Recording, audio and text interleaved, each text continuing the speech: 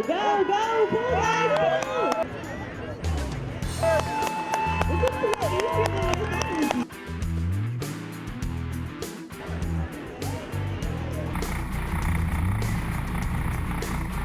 Let's go, let's go, let's go! 2 more feet, 2 more feet! You're almost there!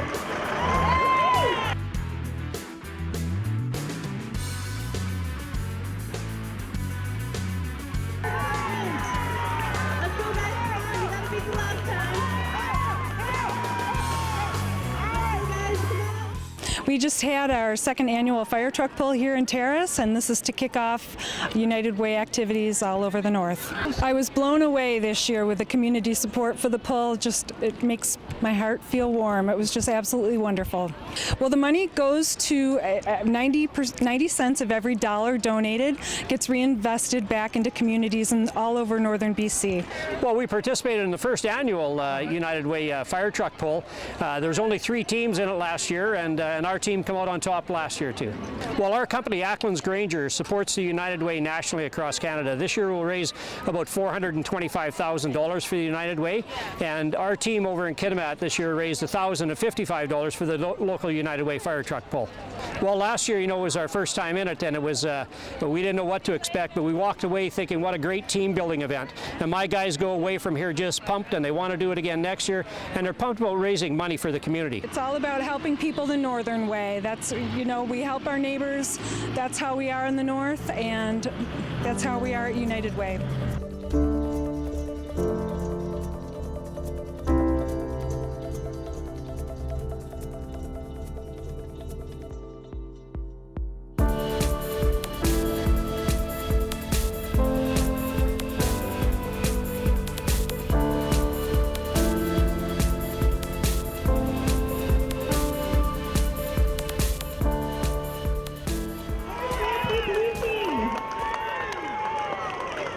It's lots of fun. You could see by all the people who came out here how much fun it was, and everyone was supporting the different teams, and yeah, it was just an incredible event. And as you've heard, they've raised over $5,000 for the United Way, so it's incredible. And as you know, the United Way have just moved into this community. They used to have an office in Prince George. Now they have one here, stationed right here in Terrace for the Northwest, and we have a rep who works here. And so they'll be coordinating this money and putting it to good use in a whole bunch of ways in our community. If there's poverty in your community, if there are people in need, families who are having financial distress, please donate to the United Way, because we reinvest into communities. The team for the most money raised that wins this next award is again the North Coast Nightmares.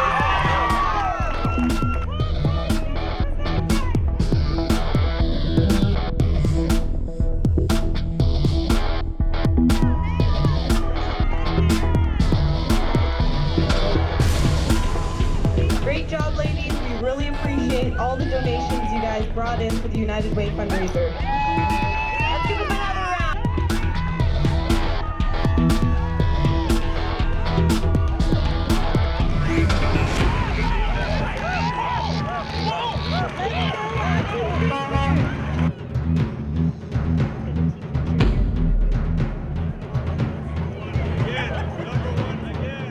The North Coast Nightmares not only won the best dressed team, but they also brought in the most money, and Acklands Granger won the fastest pull for the 2nd year in a row. I say get involved. It's a great cause. The money stays here locally, and it's the greatest team building event that you can have. It's only 12.5 seconds, but it's 12.5 seconds of a lot of fun.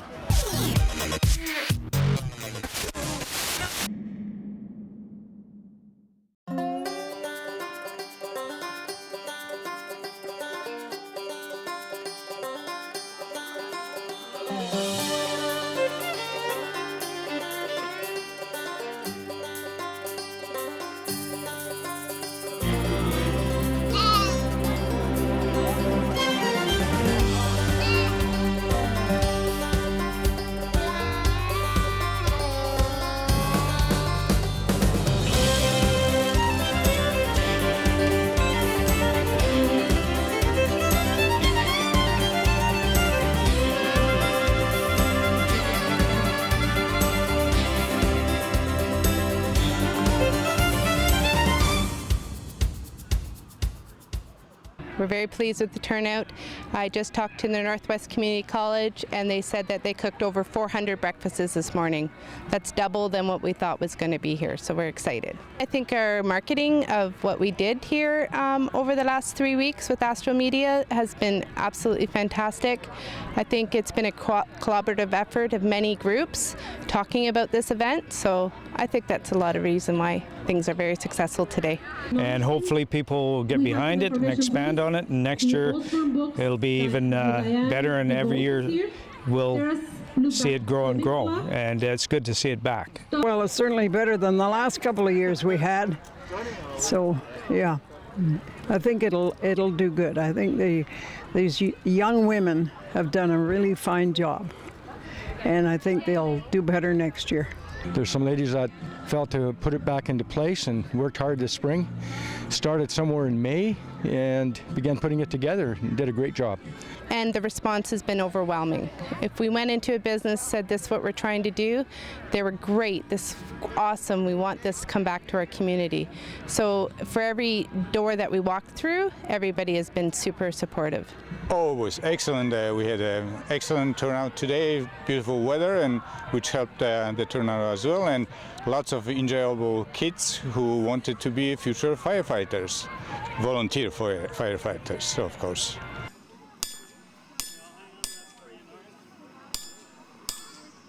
Oh, they're all happy. I mean, people are really, really pleased to see this fair go this year, and it's going at the right time. Usually it's the Labor Day weekend and everybody's out of town, but this time it's on a weekday like a normal weekend, and it's where it should be in the fall. We just heard about the Skeena Valley Fall Fair, and we thought it would give us an opportunity to show Toastmasters to the community. We wanted to come out and just give people information and what the things that Toastmaster does for us in regards to public speaking and leadership training. People come that are afraid to get in front of crowds or even small committees, so they want to get over that fear. We have the 4-H club and other clubs putting things on with the animal shows, petting zoos and so forth, so there's lots of activities down here.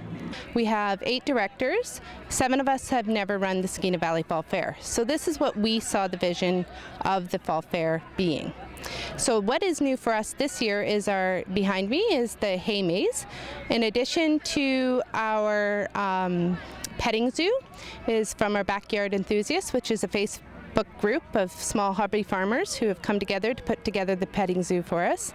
Another thing that is new for that I know about is our ping pong ball drop that'll be happening here. The ping pong drop, from the top of the ladder, went really well. The kids loved the truck. Had lots of kids come out, and it was a total success. It's awesome. We're really happy that the Fall Fair is back. It's a definite asset for the community, and we support it any way we can.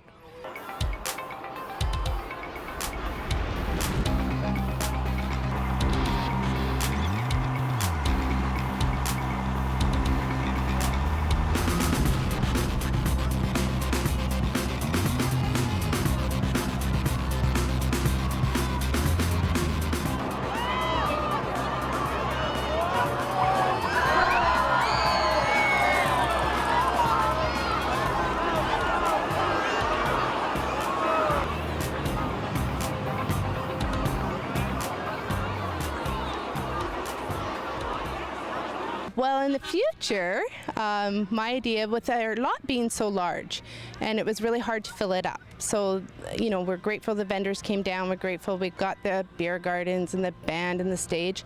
But one of the things with the hay maze is this is 168 bales of hay. This is mostly for kids under 5 years of age would be able to use it. But if you research online, there's some pretty big hay mazes in the United States that use over 1,000 bales.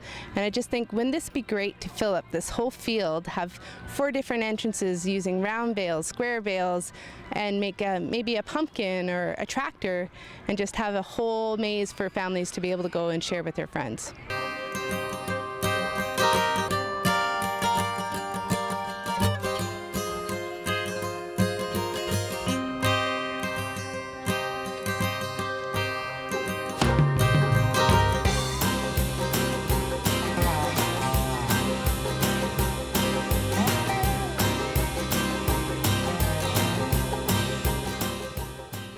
it's phenomenal you get this many volunteers together and this many exhibits. It's absolutely great. It's like the shades of the past. This was a big event in its day. I remember them well, and it's super. It's just a good family thing. There is a lot of work, and that's why they need more volunteers. Because 2 or 3 people, half a dozen people really can't do it all. I wish them all the success because I think Terrace needs this, and maybe next year it'll be bigger, and like Jean said, you know, if there's more volunteers, then the better it'll be.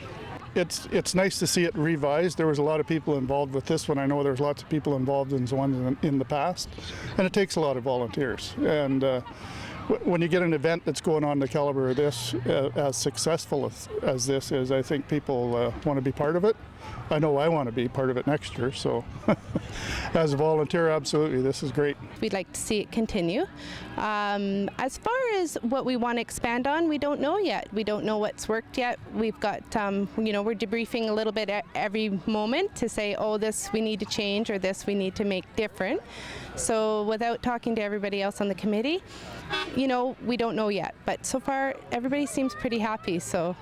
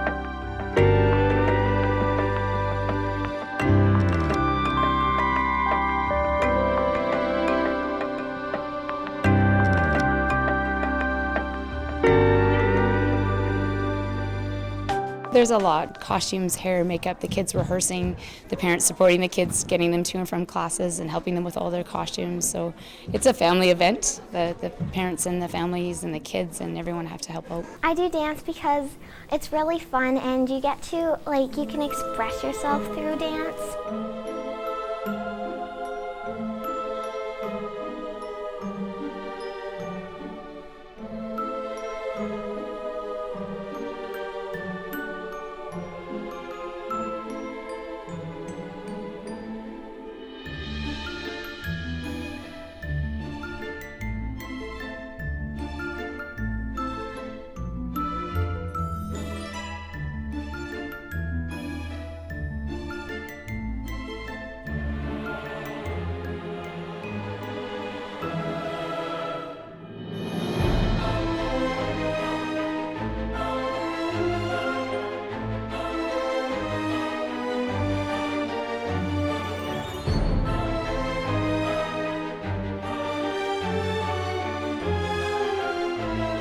I'm amazed. These kids that you're actually seeing today, they only train 2 days a week, and they're pulling a standard that's really quite high, so it's excellent. Because you'll find that within a festival you might have a whole bunch of different standards and you've got different kinds of choreography. For me as being an adjudicator, it's also really exciting because you get to see other choreographers and teachers' works and how the kids present them. Oh yeah, it's definitely worth it at the end of every show. Even though it's hard work, we all love doing it.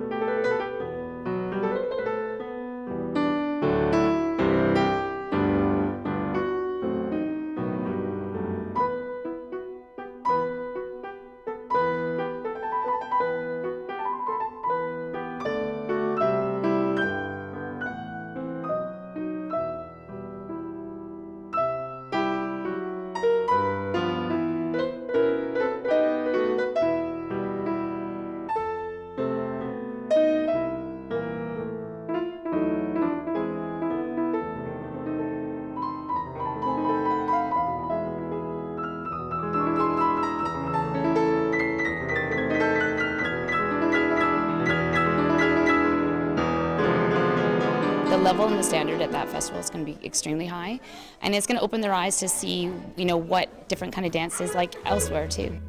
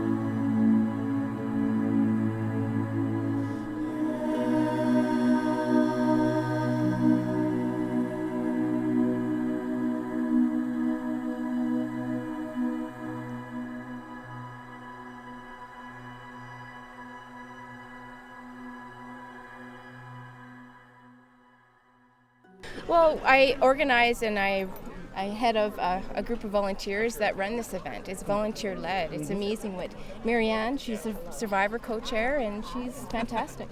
Lori, yeah, and Lori is our head, and Lori, you look after Kitimat and Prince Rupert and Terrace Relays for Life.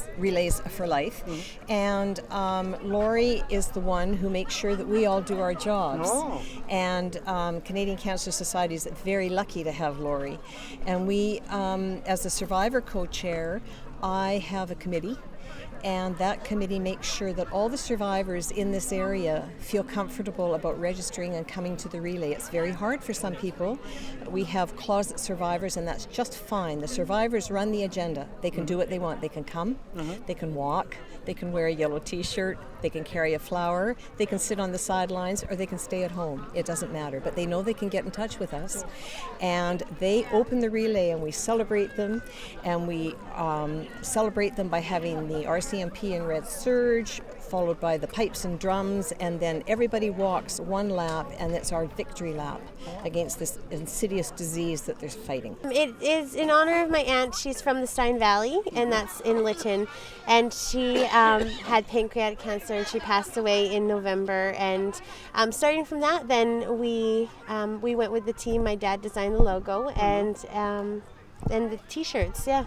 She was diagnosed in October, and she passed away in November.